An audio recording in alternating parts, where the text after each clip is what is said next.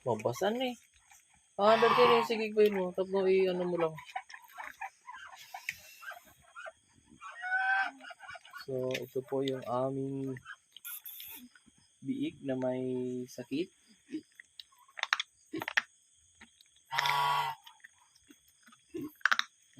Pinadedede po ng aking bigyan ng gatos ng aking agriculturist. Ayan po. Dahil magang-maga po yung kanyang paa. So, ito po ang pain ng mga farmer na kapag mayroong alanganin sa kanyang mga alaga ay kailangan mong gawa ng paraan para sila ay gumaling. Hindi mo pwedeng pabayaan lang. Kaya ayan po, napadede.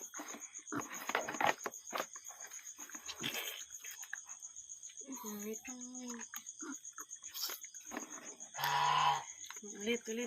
lang. So ayan po, pinapadodo ni Faith.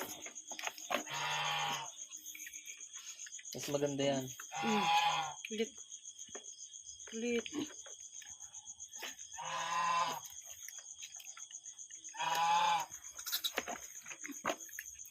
Kuha mo ulit. Last. Meat. Malasang. Last.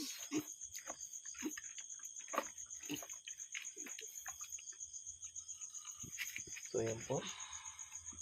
Foster milk ng biik. Uy! Tilad. San. Di Jenny, basahan.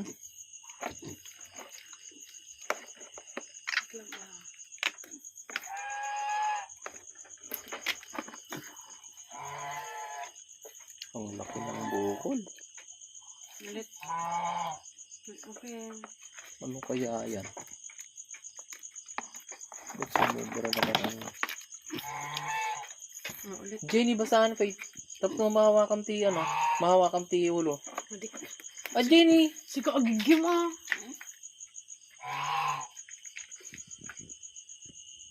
Ugar ka.